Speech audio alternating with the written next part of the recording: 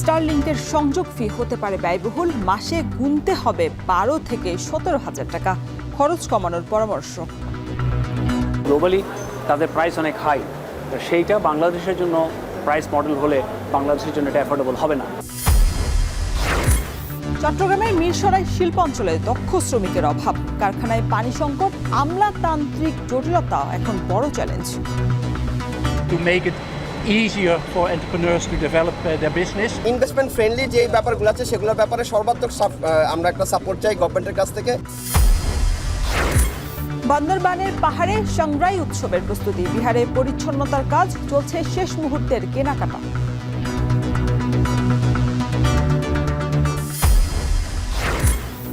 এবং যুক্তরাষ্ট্র শুল্ক স্থগিত করায় স্বস্তিতে প্রবাসীরা, স্থায়ীভাবে প্রত্যাহার না হলে অনেক প্রতিষ্ঠান বন্ধের শঙ্কা। আমাদের দাবি হইল যে এটা যেন আমাদের সরকার, এই দেশের সরকারের সাথে মীমাংসা করে যাতে এটা বন্ধ হয়। এই ট্যারিফ আরোপের ফলে পণ্যের দাম বেড়ে গেছে এবং স্বভাবতই মানুষের জীবনযাত্রা একটি ব্যাপক একটি চাপ পড়েছে।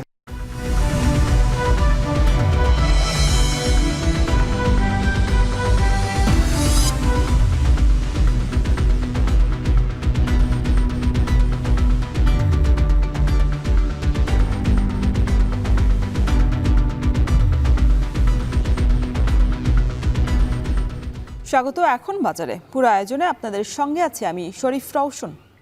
দেশে আগামী কয়েক মাসের মধ্যেই স্টারলিংকের সংযোগ চালু হওয়ার কথা, কিন্তু এর সাবস্ক্রিপশন ফি কি নাগালের মধ্যেই থাকবে, নাকি বেশি মূল্যের স্টারলিংক সংযোগ বাজার হারাবে?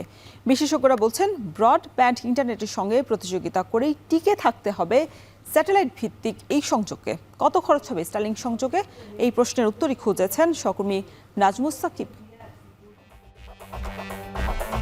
পৃথিবীর কক্ষপথ জুড়ে ছড়িয়ে আছে স্টারলিংকের ছোট ছোট স্যাটেলাইট। এসব স্যাটেলাইট থেকে বাসা বা প্রতিষ্ঠানে থাকা রিসিভারে আসবে ইন্টারনেট। সেখান থেকে রাউটার হয়ে দ্রুতগতির সংযোগ পাওয়া যাবে মোবাইল কম্পিউটার সহ নানা স্মার্ট ডিভাইসে। 100টি দেশে ব্যবসা করা বিশ্বের অন্যতম শীর্ষ ধনকুব ইলন মাস্কের স্টারলিংক পরীক্ষামূলক কার্যক্রম শুরু করেছে বাংলাদেশে। ব্যবহারকারীর অভিজ্ঞতা নিতে বিনিয়োগ সম্মেলনে দেয়া হয়েছে ফ্রি ট্রায়াল। অনুমতি মিলেছে বিনিয়োগ উন্নয়ন কর্তৃপক্ষ বিডারও। এবার টেলিযোগাযোগ নিয়ন্ত্রক প্রতিষ্ঠান বিটিআরসি থেকে অনুমোদনের কার্যক্রম চলছে, যা পেলেই গ্রাহক পর্যায়ে ইন্টারনেট সেবা দিতে পারবে স্টারলিংক। এই স্যাটেলাইট ইন্টারনেট সেবায় খরচ কেমন? বাংলাদেশে স্টারলিংকের ইন্টারনেট পরিষেবার সম্ভাব্য দাম সম্পর্কে আনুষ্ঠানিকভাবে কিছু জানানো না হলেও বিশ্বের বিভিন্ন দেশের খরচাপাতি ব্যয়বহুল। ওয়েবসাইটের তথ্য বলছে, স্টারলিংক সংযোগ নিতে হলে একটি কিট কিনতে হয়। এতে একটি রিসিভার বা অ্যান্টেনা, কিক স্ট্যান্ড, রাউটার, কেবল ও পাওয়ার সাপ্লাই থাকে, যার দাম 349 থেকে 599 মার্কিন ডলারের মধ্যে। বাংলাদেশে যা 60 থেকে 70 হাজার টাকা হতে পারে। আর প্রতি মাসে সম্ভাব্য সাবস্ক্রিপশন ফি হতে পারে 12 থেকে 17 হাজার টাকা। দক্ষিণ এশিয়ার মধ্যে ভুটানে স্টারলিংকের সেবা রয়েছে। সেখানে আবাসিকে খরচ 4200 ভুটানিজ গুলট্রাম, যা প্রায় 5800 টাকা। এছাড়াও শুরুতে সংযোগ নিতে খরচ পড়ে 33,000 ভুটানিজ গুলট্রাম বা 46,000 টাকা। বাংলাদেশের পাশাপাশি ভারতেও এর কার্যক্রম শুরু হয়েছে। বিশ্লেষকরা বলছেন, স্টারলিংক ইন্টারনেটে প্রত্যন্ত ও বিরান অঞ্চলে সেবা সহজে মিলবে, কিন্তু খরচ বেশি হলে ব্যবহারকারীরা কতটা আগ্রহী হবে? আমরা জানি গ্লোবালি তাদের প্রাইস অনেক হাই, সেইটা বাংলাদেশের জন্য প্রাইস মডেল হলে বাংলাদেশের জন্য এটা অ্যাফোর্ডেবল হবে না। বাংলাদেশের জন্য ডিফারেন্ট প্রাইস মডেল হওয়া দরকার এবং এক্সিস্টিং যারা সার্ভিস প্রোভাইডার তাদেরকেও এই কম্পিটিশনের মধ্যে রাখতে হবে, যাতে করে সবাই মিলে কাজটা করতে পারে। ব্রডব্যান্ড ইন্টারনেটের মতোই যদি কম খরচে স্টারলিংক ইন্টারনেট দেয়া যায়, তাতে জনপ্রিয়তা বাড়বে। ব্রডব্যান্ড যেখানে যেতে পারছে না, সেখানেও নির্বিঘ্ন সেবা পাবে ব্যবহারকারীরা। কোয়ালিটি ইন্টারনেট, দ্রুতগতি সম্পন্ন ইন্টারনেটের দাম এখন পার এমবিপিএস 200 থেকে 300 টাকার মধ্যে। স্টারলিংক যদি এই দামের মধ্যে অথবা এর থেকে হয়তো 15 থেকে 20% দাম বেশি দিয়ে হলেও যদি এই দামে স্টারলিংকের পরিষেবা দেওয়া যেতে পারে, তাহলে আমার মনে হয় এই ব্রডব্যান্ডের যে আমাদের যে পেনিট্রেশন, এটা আরও 15 থেকে 20% এটা কিন্তু বেড়ে যাবে। বাংলাদেশ স্যাটেলাইট কোম্পানির ব্যবস্থাপক বলছেন, গ্রাউন্ড স্টেশন, মাঠ পর্যায়ে ডিস্ট্রিবিউশন প্যানেল, অভিজ্ঞ লোকবল ও স্যাটেলাইট পরিচালনা সহ তাদের কারিগরি সক্ষমতা আছে। সরকার চাইলে শিগগিরই বাণিজ্যিকভাবে স্টারলিংকের পরিষেবা দেওয়া সম্ভব। খরচ প্রসঙ্গে তিনি বলেন, উন্নত রাষ্ট্রের আদলে নয়, বরং তৃতীয় বিশ্বের বাজার হিসাবে ইন্টারনেট প্যাকেজ দিলে তা সাধারণ গ্রাহকের নাগালে আসবে। যে বাংলাদেশে অনেক প্রিমিয়াম কাস্টমার আছে যারা তারা হয়তো বা একটু বেশি কস্ট হইলেও ওনারা দেওয়ান্তে রিলায়েবল কানেক্টিভিটি, হ্যাঁ, যেখানে মনে করেন যেখানে ফাইবার কানেকশন নাই অথবা মোবাইল কানেকশন নাই, সেখানে ওনারা রিলায়েবল কানেক্টিভিটি চান, রাইট? তো ওই সব কাস্টমারদের জন্য I think this will be really good. আফ্রিকার কিছু দেশে $10 থেকে $30 মধ্যে গ্রাহক পর্যায়ে ইন্টারনেট দিচ্ছে স্টারলিংক। শুরুতে বাংলাদেশেও এমন কাছাকাছি মূল্যে স্যাটেলাইট ইন্টারনেট সেবা চালু করার পক্ষে মত পরামর্শকদের। নাজমুস সাকিব, এখন, ঢাকা।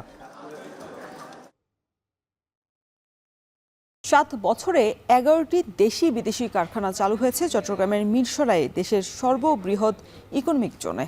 এছাড়া বিনিয়োগ নিশ্চিত করেছে আরও 155টি প্রতিষ্ঠান। শিল্পাঞ্চল ঘিরে এরই মধ্যে পাল্টেছে স্থানীয় মানুষের জীবনযাত্রা, হাট বাজারের চিত্র। সম্প্রতি এই ইকোনমিক জোন ঘুরেছেন দেশি বিদেশি 60 জন বিনিয়োগকারী। তবে দক্ষ শ্রমিকের অভাব, পানি সংকট আর বিনিয়োগে আমলাতান্ত্রিক জটিলতাকেই এখন বড় চ্যালেঞ্জ বলে মনে করছেন তারা। আরও জানাচ্ছেন হোসাইন জিয়াদ।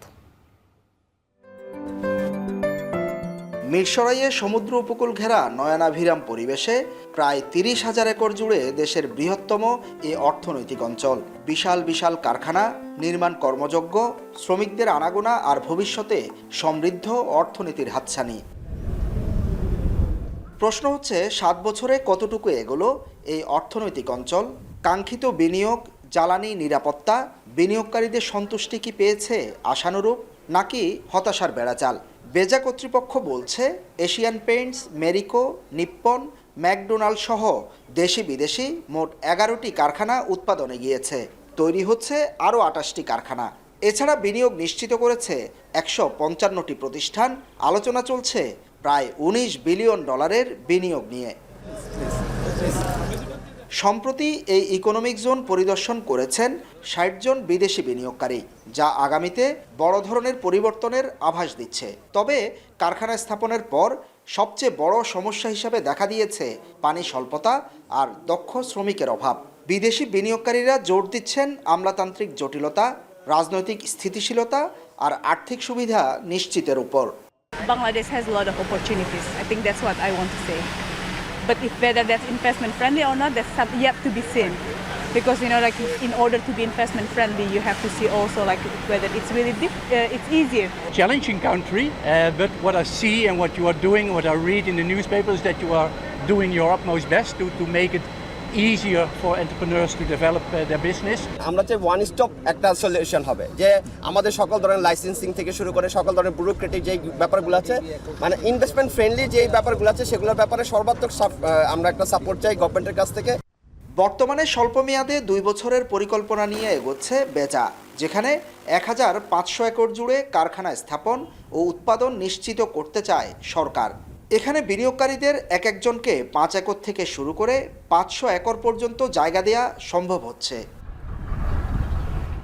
মিরসরাইয়ের সমুদ্র উপকূলে পড়ে থাকা বিস্তীর্ণ এই ধুধু চরাঞ্চল এখন মানুষের কর্মযজ্ঞে মুখর। যেদিকেই চোখ যায় বিশাল বিশাল কারখানা আর উন্নয়ন কাজ দৃশ্যমান। এরই মধ্যে দেশি বিদেশি 155 জন বিনিয়োগকারী এখানে বিনিয়োগ নিশ্চিত করেছেন। বেজা কর্তৃপক্ষ বলছে, এটি চালু হলে এই অঞ্চলে 1.5 লাখ মানুষের কর্মসংস্থান হবে, যা পাল্টে দিবে অর্থনীতি আর জীবনযাত্রার চিত্র। এরই মধ্যে এখানকার জমির দাম, ব্যবসার ধরন আর বাজারঘাটে এসেছে ব্যাপক পরিবর্তন। দেশ দেশান্তর থেকে বা বিশ্বের অনেক জায়গা থেকেও আমাদের এখানে মিরসরাইতে ঘুরতে আসতেছে মানুষ। এই যে ব্যবসা বাণিজ্যের জন্য আসতেছে, এটা আমাদের জন্য অনেক সাফল্যের। যারা বেকার ছিল, আগে কর্মসংস্থান পায় নাই, শহর অঞ্চলে চাকরির জন্য খোঁজাখুঁজি করছে, ওদের একটা এখন অবস্থান হয়েছে, এখানে চাকরি বাকরি করতে পারতেছে। পর্যায়ক্রমে আগামীতে এখানে প্রায় 2 লক্ষ লোকের কর্মসংস্থানের পথ সুযোগ সৃষ্টি হবে, যেটা এই সরকার খুব গুরুত্ব দিয়ে করছে। শুধু তাই নয়, এর পরবর্তীতে 2 বছর কি কাজ করা হবে সেটা নিয়ে অলরেডি ডিপিপি প্রণয়ন করা হচ্ছে।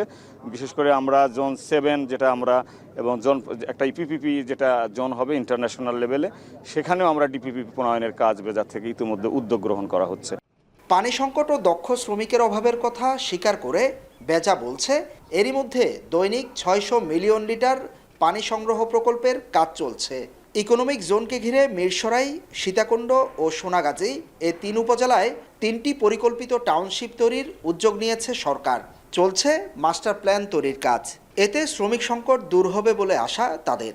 এখানে যে পরিমাণ শ্রমিক লাগবে, আমরা যেটা ধারণা করছি যে 15 লক্ষ শ্রমিক লাগবে, এই শ্রমিক এই জায়গা আমরা একবারে ফিড আপ করতে পারবো না। অবশ্যই বাইরে থেকে কিছু ইনফ্লাক্স হবে এখানে, এবং বেশ ভালোই ইনফ্লাক্স হবে। সেগুলোর প্রস্তুতি চলছে। আপনারা জানেন যে 3টা টাউনশিপ তৈরি হচ্ছে, একটা মিরেশ্বরাই, একটা সীতাকুণ্ড, একটা সোনাগাজী। এই 3টি টাউনশিপ তৈরি হবে। গভর্নমেন্ট অলরেডি তার মাস্টার প্ল্যান তৈরি করেছে। প্রায় 30,000 একরের ইকোনমিক জোনের মধ্যে 7 বছরে 17,500 একর ভূমি শিল্পাঞ্চলের জন্য প্রস্তুত করতে পেরেছে বেজা। সব কারখানা চালু হলে প্রায় 15 লাখ লোকের কর্মসংস্থান হবে এই শিল্পাঞ্চলে। হোসাইন জিয়াদ, এখন চট্টগ্রাম। বর্ষবরণকে ঘিরে পাহাড়ে চলছে সাংগ্রাই উৎসবের শেষ সময়ের প্রস্তুতি। পুরাতন বছরকে বিদায় জানিয়ে আর নতুন বছরকে স্বাগত জানাতে পাহাড়ের মারমা সম্প্রদায় এই সাংগ্রাই উৎসব পালন করে থাকেন।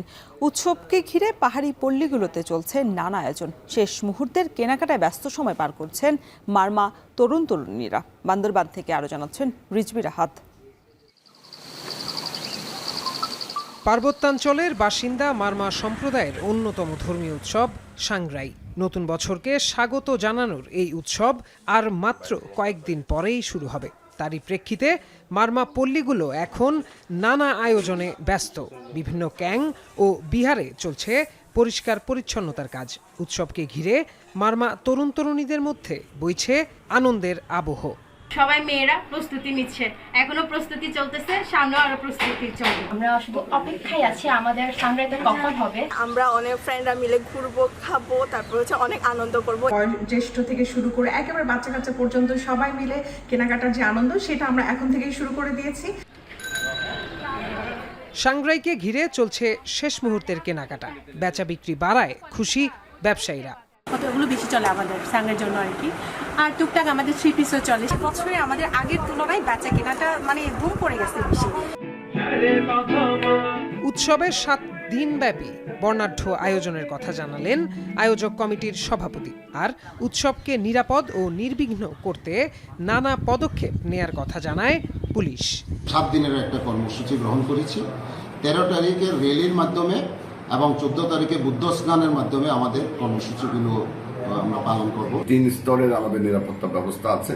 পাশাপাশি আমাদের মোবাইল পার্টি, পেট্রোল পার্টি এবং ফুড পেট্রোল পার্টি আমাদের এই উৎসবটা যাতে সুন্দরভাবে হয়।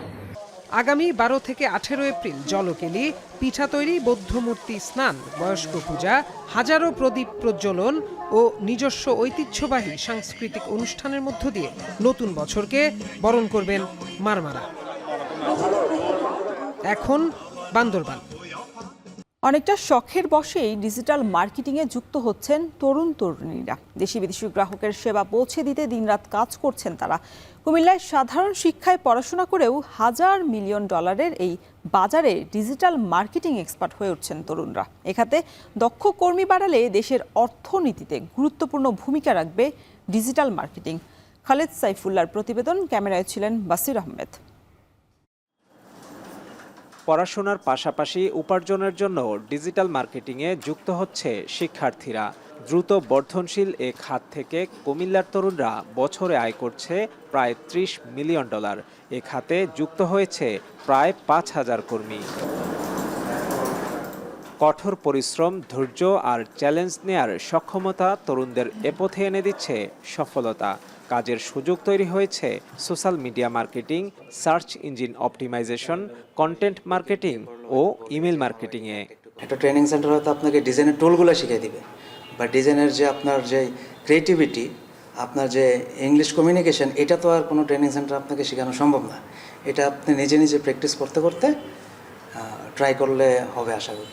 আমরা যদি এটাকে গ্লোবালি আরও বেশি প্রমোট করতে পারতাম, আমরা হয়তো বা একটা মেজর একটা পরিমাণ হচ্ছে হয়তো আমরা এখান থেকে আমাদের হ্যান্ডিক্রাফট যে ইন্ডাস্ট্রি আছে ওই কুটির শিল্প থেকে আমরা তুলে আনতে পারতাম। গতানুগতিক যা শিখিয়ে ছেড়ে দেওয়া এরকম না করে যদি একদম প্রফেশনালি ট্রেনিং দিয়ে মার্কেট প্লেসে যদি ওদেরকে নিয়ে আসতে পারে তাহলে আমাদের দেশ ভালো করবে।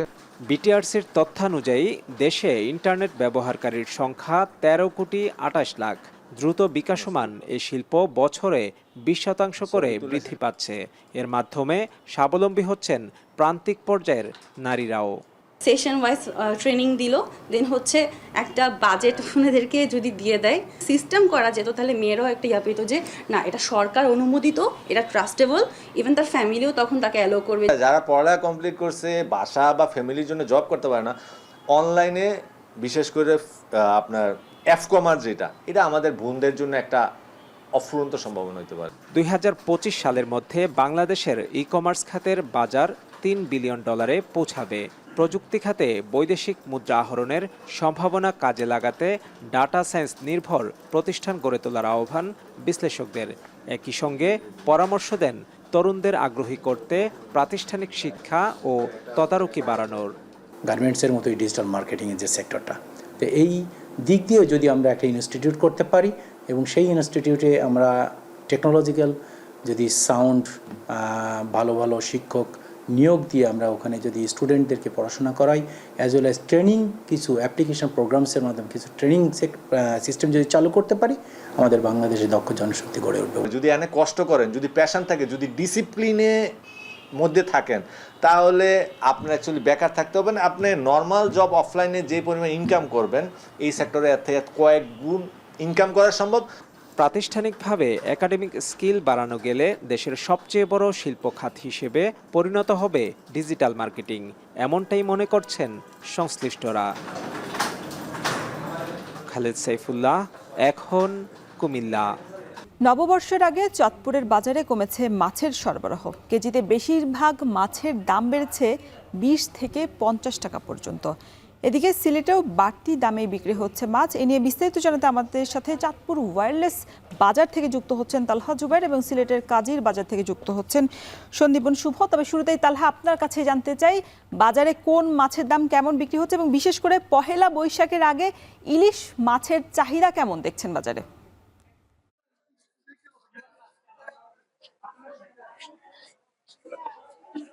রওশন, আসলে গেল মার্চ মাস থেকে কিন্তু চাঁদপুরের যে বিস্তীর্ণ পদ্মা এবং মেঘনা জলরাশি রয়েছে সেখানে কিন্তু জেলেদের মাছ ধরার উপরে একদম কঠোর নিষেধাজ্ঞা রয়েছে। মূলত জাটকা সংরক্ষণের এই অভিযানে 2 মাস নদী থেকে কোনো ধরনের মাছ কিন্তু আহরণ করতে পারছেন না জেলেরা। তবে পহেলা বৈশাখের আগে ইলিশের চাহিদা কিন্তু বেশ বেড়েছে এবং এই কারণে কিন্তু অনেক জেলেই বেপরোয়া হয়ে উঠেছে মাছ মারার জন্য। এবং আসলে শহরের যে বাজারগুলো আছে সেখানে প্রকাশ্যে ইলিশের বেচা বিক্রি না হলেও নদী পাড়ের বিভিন্ন যে আড়ত রয়েছে সেখানে কিন্তু ইলিশ পাওয়া যাচ্ছে এবং লুকিয়ে লুকিয়ে কিন্তু অনেক সময় ব্যবসায়ীরা বিক্রি করে থাকছেন। আসলে এই সময়টাতে এসে ইলিশের কিন্তু দাম রয়েছে বেশ আকাশ ছোঁয়া।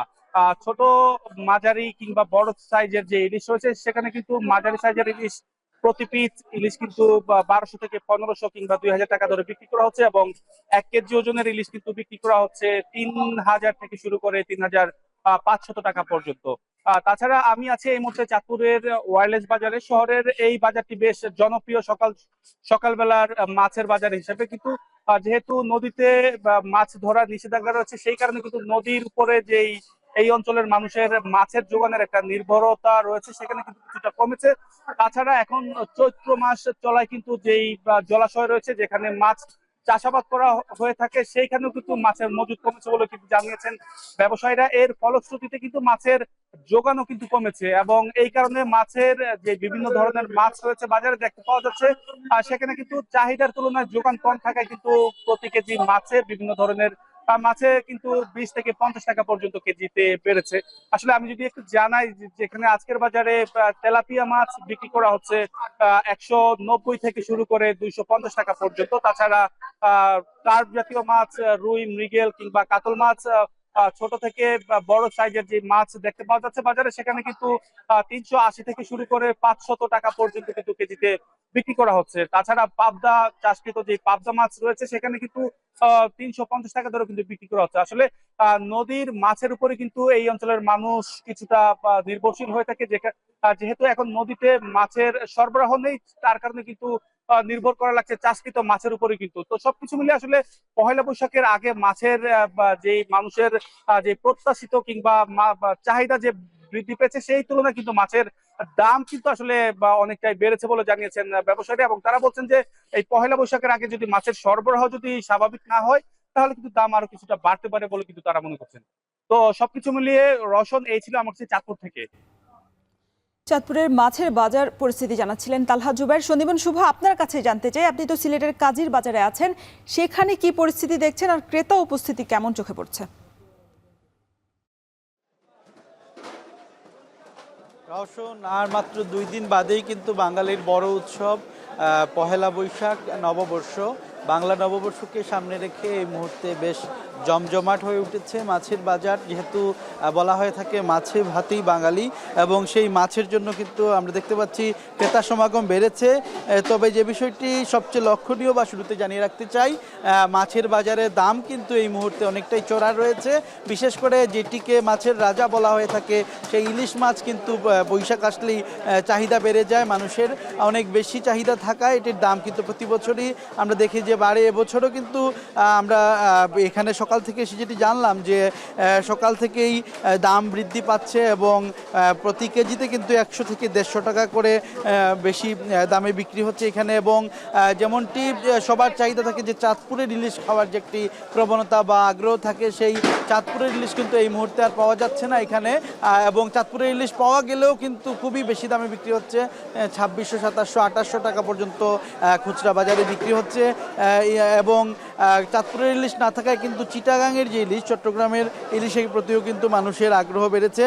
সেই ইলিশটিও কিন্তু 1600-1700 টাকা খুচরা বাজারে বিক্রি হচ্ছে, যেটি গত রমজান মাসেও আরও 100 টাকা কম ছিল, অর্থাৎ 1500 টাকা বিক্রি হয়েছে।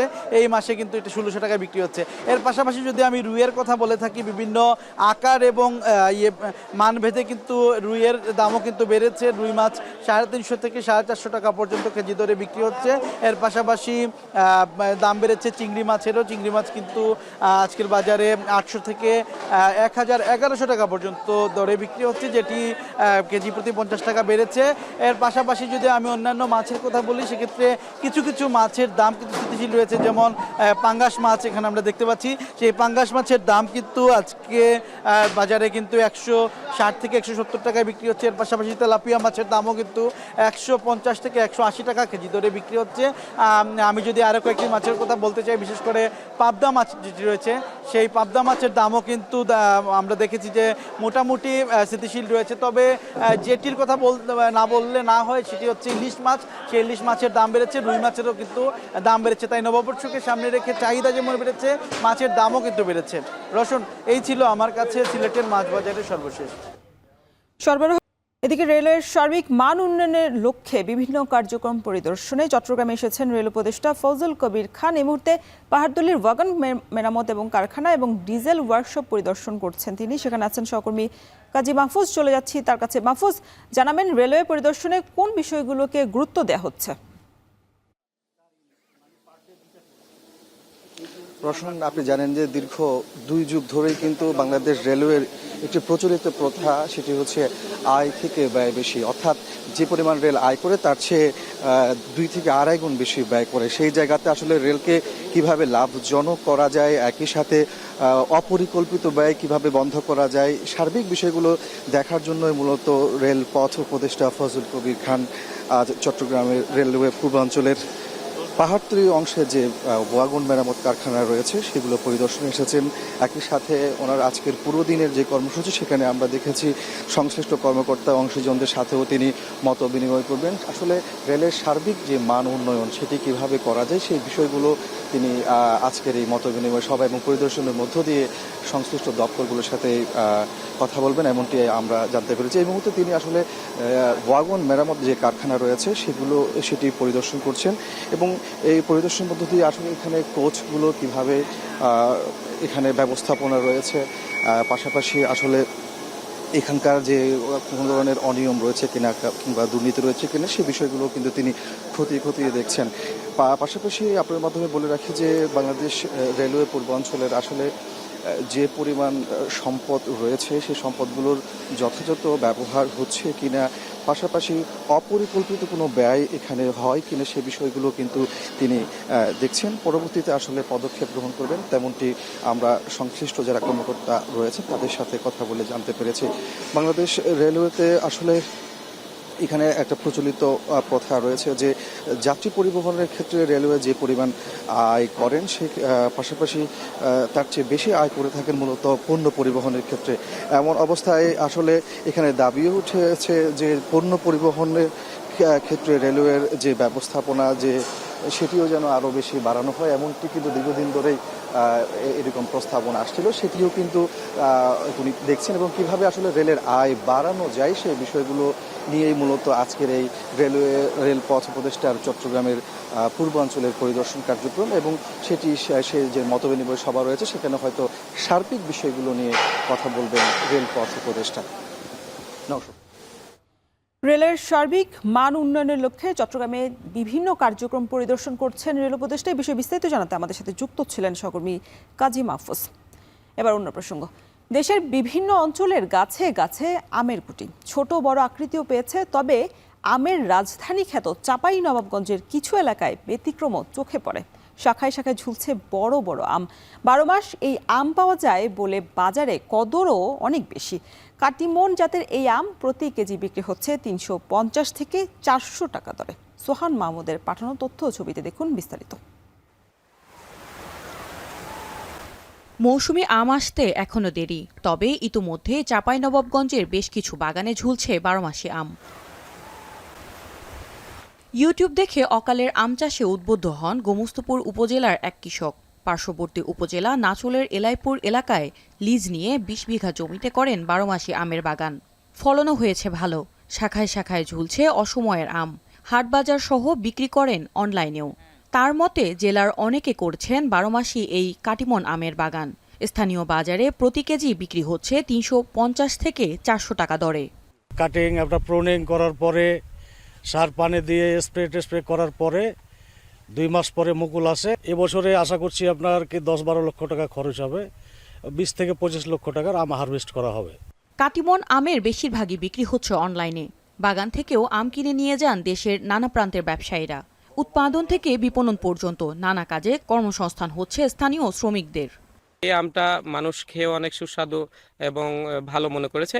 সেক্ষেত্রে আমরা এই অনলাইনে বিজনেসটা করে আমরা ব্যাপক লাভবান হচ্ছি। আমগুলো আমরা কিনি 300 থেকে 350 টাকা কেজি এবং বিক্রি করি 400 থেকে 450 টাকা কেজি। এখানে আমরা 12 মাস কাজ করি, কাজ করে যে টাকা পাই এতে আমাদের সংসার চলে। অসময়ে আম উৎপাদন বাড়াতে বাগানীদের উদ্বুদ্ধ করছে জেলার কৃষি বিভাগ। দেয়া হচ্ছে নানা ধরনের পরামর্শ। বিভিন্ন প্রকল্প রয়েছে আমাদের, বিশেষ করে রপ্তানিযোগ্য আম উৎপাদন প্রকল্প। এই প্রকল্প সহ অন্যান্য প্রকল্পের মাধ্যমে আমরা টপ ওয়ার্কিং বা নতুন বাগান স্থাপন এই সহায়তাগুলো দিয়ে কিন্তু আমরা নতুন নতুন কাটিমন জাতের বাগান করছি। কৃষকদের কাছে আমাদের পরামর্শ থাকবে, কোনো বাগানে যদি রোগ এবং পোকামাকড়ের আক্রমণ দেখা দেয় তাহলে দ্রুত যাতে আমাদের সাথে যোগাযোগ করে এবং পার্শ্ববর্তী কৃষি কর্মকর্তা যিনি আছেন তাদের সাথে যোগাযোগ করে যাতে ব্যবস্থা নেন, তাহলে এটা সম্প্রসারণটা ভালো হবে। কৃষি সম্প্রসারণ অধিদপ্তরের তথ্যমতে চাঁপাইনবাবগঞ্জে বর্তমানে 37,604 হেক্টর জমিতে মৌসুমী আমের বাগান রয়েছে। এর বাইরে 1,792 হেক্টর জমিতে রয়েছে 12 মাসি কাটিমন আমের বাগান। সুরাইয়া আক্তার, এখন। সামাজিক যোগাযোগ মাধ্যমে আলোচিত শারমিন শিলা ওরফে ক্রিম আপাকে গ্রেপ্তার করেছে আশুলিয়া থানা পুলিশ। সাভার উপজেলা মহিলা বিষয়ক কর্মকর্তা কাজী ইশরাত জামানের দায়ের করা একটি মামলায় তাকে গ্রেপ্তার করা হয়। বৃহস্পতিবার রাত 9:30টার দিকে আশুলিয়া থানার ওসি তদন্ত গ্রেপ্তারের বিষয়টি নিশ্চিত করেন। পুলিশ জানায় শিশু আইনের 70 ধারায় শারমিন শিলার বিরুদ্ধে মামলা হয়েছে। তার বিরুদ্ধে শিশুকে আঘাত, উৎপীড়ন এবং অশালীনভাবে প্রদর্শন করার অভিযোগ করা হয়েছে। এর আগে গেল বুধবার রাতে ক্রিম আপার বিরুদ্ধে আশুলিয়া থানায় শিশু আইনে মামলা করেন উপজেলা মহিলা বিষয়ক কর্মকর্তা ইশরাত জামান।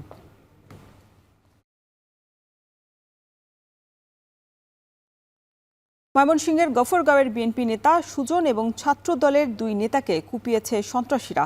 গুরুতর অবস্থায় তাদেরকে ময়মনসিংহ মেডিকেলে ভর্তি করা হয়েছে। এর মধ্যে বিএনপি নেতা আসাদুজ্জামান সুজনের অবস্থা এখন আশঙ্কাজনক।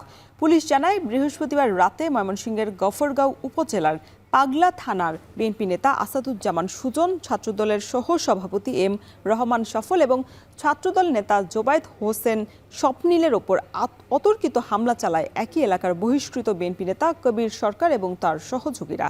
এ সময় ধারালো অস্ত্র দিয়ে এলো পাতারি কুপিয়ে গুরুতর জখম করা হয় তাদের।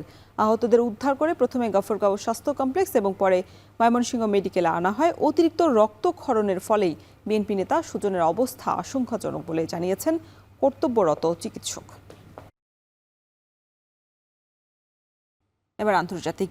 90 দিনের জন্য বাংলাদেশি পণ্যের ওপর মার্কিন শুল্ক স্থগিত হওয়ায় অনেকটা স্বস্তি ফিরেছে যুক্তরাষ্ট্রে বসবাসরত বাংলাদেশি প্রবাসীদের মনে। অতিরিক্ত দাম দিয়ে কিনতে হচ্ছে না বাংলাদেশি পণ্য। তবে ব্যবসায়ীরা জানান, স্থায়ীভাবে শুল্ক প্রত্যাহার না করলে বন্ধ হয়ে যেতে পারে ছোট বড় অনেক ব্যবসায়িক প্রতিষ্ঠান। বিস্তারিত জানাচ্ছেন আব্দুল আহাদ। বাংলাদেশ সহ বিশ্বের বিভিন্ন দেশের পণ্যের উপর বাড়তি শুল্ক আরোপের ঘোষণায় অস্থিরতা দেখা দেয় যুক্তরাষ্ট্রের বাজারে।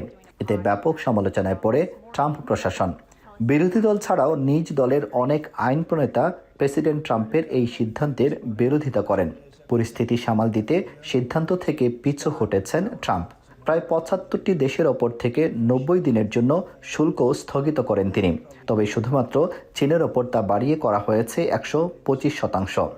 For a period of time, I wouldn't say this morning, over the last few days I've been thinking about it. I've been dealing with Scott, with Howard, with some other people that are very professional, and I think it probably came together fairly early this morning, just wrote it up. যুক্তরাষ্ট্রে 10 লাখের বেশি বাংলাদেশির বসবাস। তাদের প্রায় সবাই বাংলাদেশের আমদানি নিত্য প্রয়োজনীয় পণ্য, চাল, ডাল, মাছ, সবজির ওপর নির্ভর করেন। পোশাকের পাশাপাশি এসব পণ্য বাংলাদেশ থেকে আমদানি করেন এখানকার প্রবাসী ব্যবসায়ীরা। তবে ট্রাম্পের শুল্কারোপের পর বেড়ে যায় এসব পণ্যের দাম। প্রত্যেকটা জিনিসের প্রাইস অলরেডি আপ হওয়া আরম্ভ হয়ে গেছে। কিছু কোম্পানিতে অলরেডি বাড়াই লিছে, বুঝছেন। আমরা লাস্ট 2 days আগে যে মালগুলো আনছি, এগুলো অলরেডি প্রাইস কিছু আপ। আবার কালকে থেকে শুনলাম যে এই বাংলাদেশ তত্ত্বাবধায়ক গভর্নমেন্ট আর যে কিছু আলোচনা হইয়া এটা স্থগিত করা হয়েছে 90 days লাগে। বাংলাদেশ থেকে অনেকগুলো কাপড় এই ইউএসএ আসে, যাদের আমরা অনেক চিপে পাই, অনেক সস্তা। কিন্তু আমাদের টেরাফ যদি এখন সে যদি আমাদের উপর অর্পিত করে, তাহলে আমাদের প্রাইসিং কস্ট অনেক বেশি হয়ে যাবে। 3 মাসের জন্য শুল্ক স্থগিত হওয়ায় অনেকটা স্বস্তি ফিরেছে ক্রেতা বিক্রেতাদের মধ্যে। তবে স্থায়ীভাবে শুল্ক প্রত্যাহার না করলে বন্ধ হওয়ার শঙ্কায় এখানকার ছোট বড় অনেক ব্যবসা প্রতিষ্ঠান। বন্ধ না হলে ক্রেতাদের সমস্যা হবে, আমাদের সমস্যা হবে, হয়তো বিজনেস ডাউন হয়ে যেতে পারে, স্টোর ক্লোজ হতে পারে। We are not isolated, so it's a worldwide issue. So I'm hoping something will come up as a solution. কম আয়ের মানুষ যারা, তাদের উপর সবচেয়ে বড় আঘাতটি আসছে। কারণ এই ট্যারিফ আরোপের ফলে পণ্যের দাম বেড়ে গেছে এবং স্বভাবতই মানুষের জীবনযাত্রা ব্যাপক একটি চাপ পড়েছে। যুক্তরাষ্ট্রের বেশিরভাগ মানুষই আয় করেন ন্যূনতম মজুরি। কোভিড মহামারীর পর জিনিসপত্রের দাম বেড়ে যাওয়ায় হিমশিম খেতে হচ্ছে তাদের। আর চলমান বাণিজ্য যুদ্ধ অনেকটাই আতঙ্কিত করে তুলেছে মার্কিনীদের। আব্দুল আহাদ, এখন যুক্তরাষ্ট্র। যুক্তরাষ্ট্র চীন মধ্যকার শুল্ক যুদ্ধে আরও গভীর হচ্ছে দুদেশের দীর্ঘদিনের বাণিজ্য সংঘাত। তবে ক্ষতি যতই হোক, যুক্তরাষ্ট্রের কাছে নতি স্বীকার করবে না চীন, এমনটাই মনে করছেন বিশ্লেষকরা। অর্থনৈতিক সুবিধা আদায়ের চেষ্টায় বাণিজ্য অংশীদারদের চাপে ফেলে ট্রাম্প যে বিপজ্জনক খেলায় মেতেছেন, তাতে যুক্তরাষ্ট্রই বেশি ক্ষতিগ্রস্ত হবে বলে মত অর্থনীতিবিদদের। আরও জানাচ্ছেন তৌহিদুর রহমান।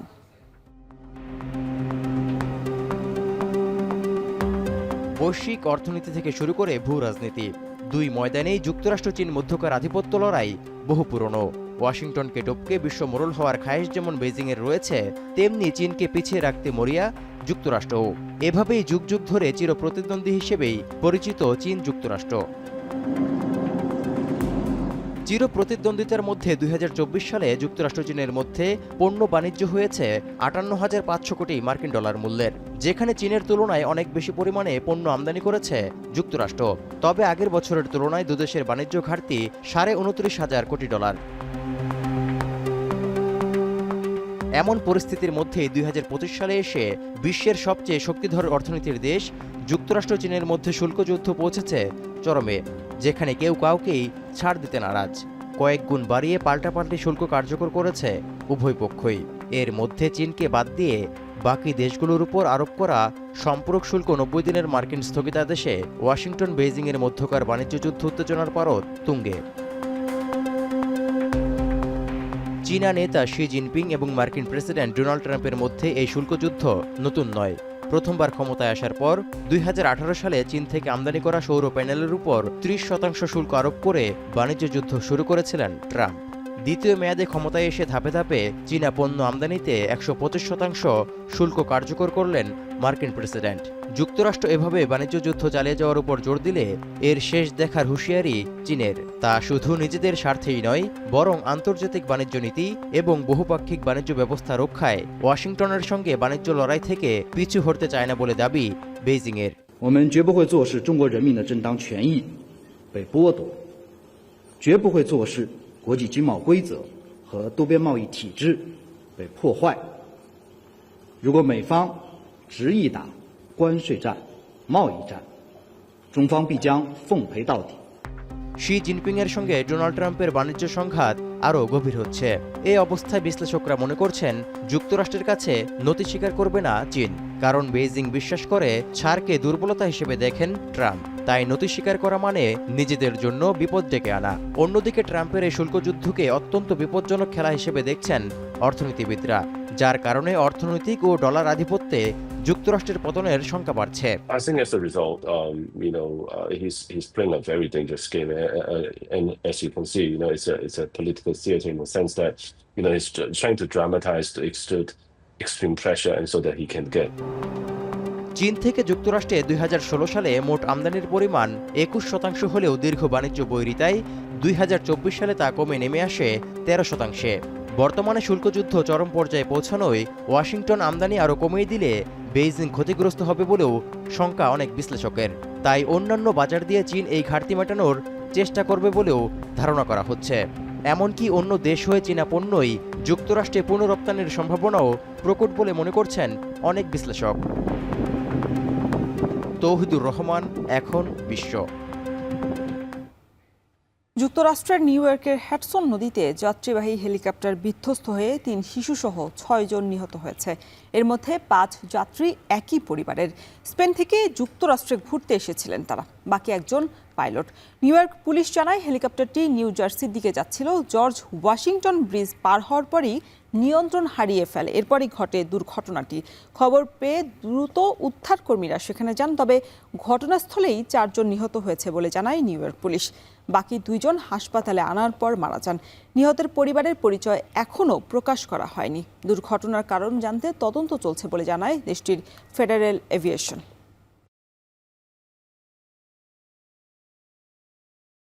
এবার জানাবো খেলার খবর।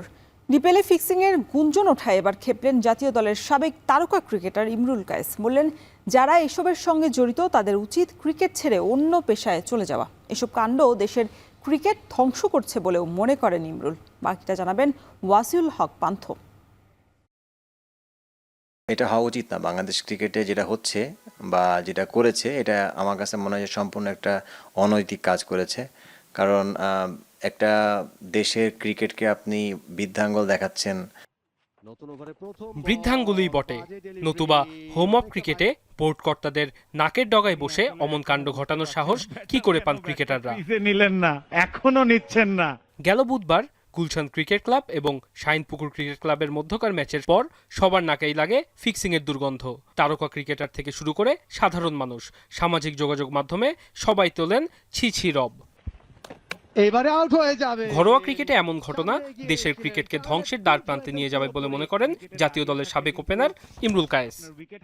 দে আর ভেরি বিগিনিং তাদের কেরিয়ার, এবং এই স্টেজে যদি একটা ছেলে যদি এই ধরনের কাজ করে, আমার কাছে মনে হয় না যে ওই ছেলের দ্বারা বাংলাদেশ ক্রিকেট বিলং করবে বা বাংলাদেশ ক্রিকেট অনেক দূর যাবে।